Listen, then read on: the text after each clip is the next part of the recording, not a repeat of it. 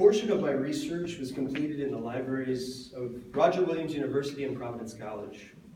While on those campuses, I encountered many students who were lost, unfulfilled, and dissatisfied with their lives. To them and others alike, I offer this work. I pray that it will continue the conversation of evangelization amongst the faithful of the church and further enrich the lives of these students whom I encountered. I pray that they too will come to know Jesus Christ. I'd like to thank Connor Penn for his assistance to helping improve my writing in my 4 years here at St. John Vianney. Without him, this project would not have been possible. And lastly, I'd like to thank my advisor, Father Ferdy, for all the many hours he spent working alongside me throughout this research, the late emails, and all of his guidance and wisdom throughout my time here at St. John's. I'd like to begin by asking you a question. Have you ever felt like there's something in the air? I'm not talking about the cool breeze on a spring morning or the dense humidity on a hot summer's day, nor am I talking about the stench of mildew in the Carroll building or the smell of apple pie that's just come out of the oven. I'm talking about the feeling or the spirit or movement that's embodied by all that's around. As I write, I'm experiencing this feeling, a feeling of excitement and joy, because I'm boarding a flight, and today is the day before Thanksgiving. As I take my seat, I begin to notice some of the other patrons around me. There's a woman across the aisle who's so excited to go see her grandchildren. As she keeps saying it's been forever since she's seen them, she's been able to love them and kiss them and hug them, only for us to find out that it's been all of 2 months. She's mistaken her seat to be E19 instead of E17. And there's a woman in front of her who's sitting next to her boyfriend. The woman's overjoyed to go be with her family for Thanksgiving and to bring home her boyfriend. The guy is like shaking out of his feet because he doesn't know these people he's about to encounter, he's about to meet, they could potentially be his in-laws. And next to me, a newly married couple with their newborn baby boy who's going to Grandma and Grandpa's house for his first Thanksgiving. Yet, in it all, I sit and I wonder if I made the right decision to be with my father on Thanksgiving instead of my mother, because my parents are divorced. Welcome to my life. Welcome to a reality in which I, as a human being, have no control over. After my birth in Springfield, Massachusetts in 1995, my family and I moved to Syracuse, New York, because my father had received a promotion at work. Now, to my mother, this was something incredibly negative because this meant more time at work for my father. But for my father, this was the springtime of his young career. You see, he would have to be more focused and more dedicated to work than ever before, and my mother's priorities were focused on my family, and my father on his career. As the two began to journey apart, they were ultimately divorced by my second birthday. Throughout these past 19 years, I've slowly probed into the details of my parents' marriage and divorce. And in this same time, I've come to better understand the faith which my parents introduced me to. This faith that has been passed down through our family for generations. As I thought about both my parents' divorce and the faith of my family, I was led to ask both the how and the why of it all. I brought these questions with me when I entered seminary in the fall of 2013, and during my philosophical studies here, these questions have only grown deeper in my heart and in my mind. Therefore, in my research, I sought to further examine how the philosophical ideas of modernity have affected the contemporary understanding of relationship to be transactional and the Catholic anthropological response to these notions. So let us begin. Let's embark on this journey. Let us first look at how it is that society has reached this understanding of relationship to be transactional by looking at the father of modernity, René Descartes. Descartes begins his writings by his own uncertainties with religion, philosophy, and the sciences of the time. Because of his skepticism, he deconstructed all the philosophical works that preceded him to the only thing that he could know, which was his existence. As he then develops this philosophical system around this principle, he creates a focus on the individual unlike ever before. Another like-minded philosopher of the time that we must consider as a contributing factor is Niccolo Machiavelli. In his book, The Prince, serves as a guide to politics and the preservation of power, which presents three worthwhile points for us in our endeavor. First, Machiavelli describes how a prince has no need to be good because goodness is counterintuitive to his preservation of power. Second, a prince needs to be deceitful because his adversaries will constantly want to seize his power.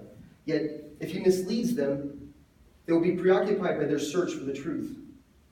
And third, the prince must be esteemed in all that he does, so as he is viewed as set apart from others, and therefore his people feel that they need him for their own survival. All three of these points, we can see Machiavelli presenting ideas of isolation from the community and a focus on the self.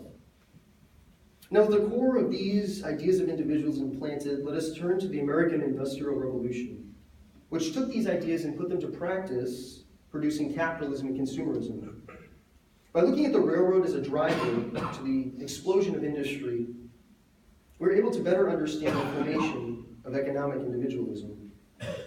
With this growth in industry, a cultural shift began in the American business marketplace, where previously both entities benefited from a business deal, and now the sole focus was on the benefit of the self. With this new vast and plentiful market, as well as a lack of economic restrictions, men like Henry Flagler had an opportunity to monopolize industry.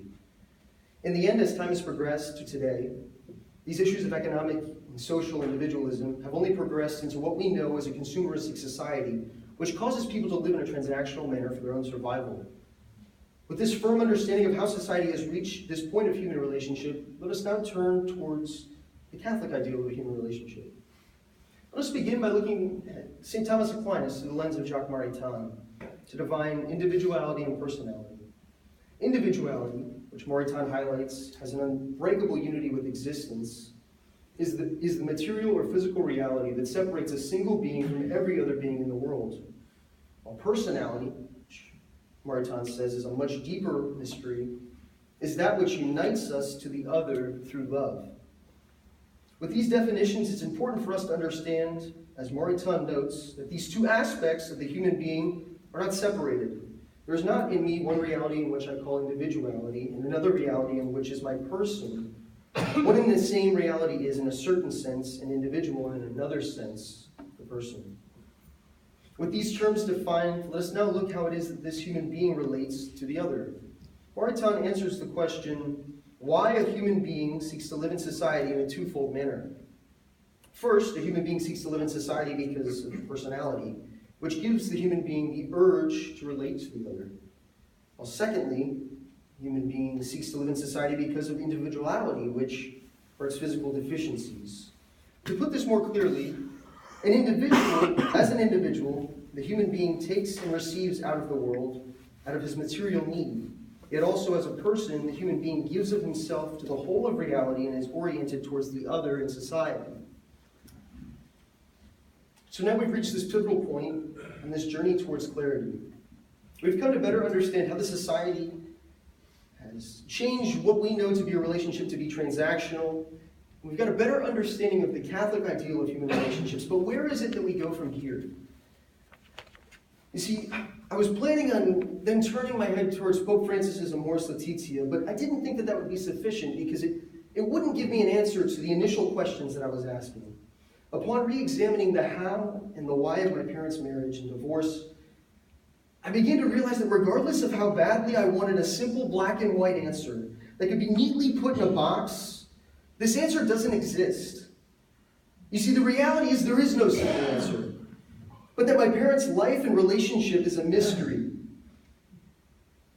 In that moment, I realized as much as I thought this relationship or this project was about individualism or Catholic anthropology or Amoris Laetitia or my own parents' problems or life, it wasn't. In the end, it was about my search and grasp at the mystery of reality, which is Christ.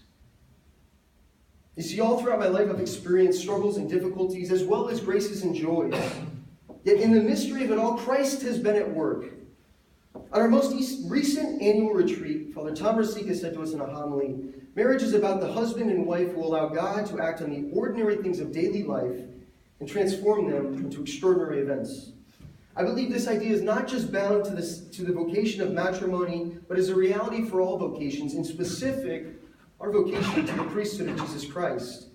I think to grasp at the mystery that Christ offers us is to allow God to work on the ordinary things of daily life and to transform them into extraordinary events of grace. So I began this presentation with a story. When I was boarding a plane the day before Thanksgiving. In it, I describe how I was wondering if my decision to be with my father instead of my mother was the right one, and how I had no control over that reality.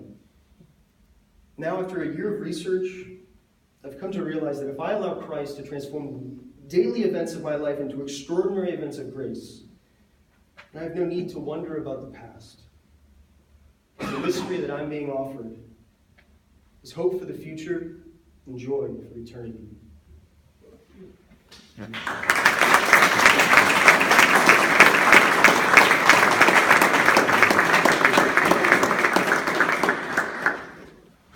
fun part. Yeah. No, they all love you, don't worry.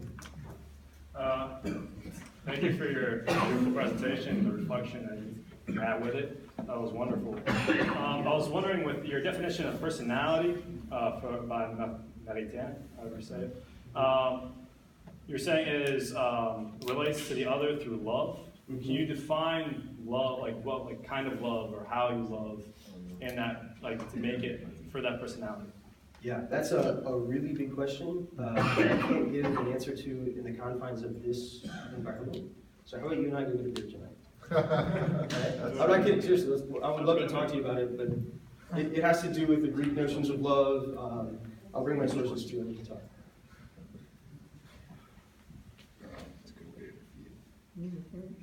Not of us. Here, go ahead. Did you? It sounds like there was a little bit of existentialism in your project. Did you, just out of curiosity, did you happen across any of the existential philosophers in your research and how they impacted it at all? No, sorry. Unfortunately not. No. There's a few brief moments that I mentioned. John Paul II, Love and Responsibility. So I guess in a small sense, but not in a concrete way. Sorry. Very good. All I want to say to you, Billy, is this. I don't have a question, you'll be happy to hang out, but what I say is this: someday when I'm an old man sitting in a nursing home somewhere, you come preach to me anytime you want.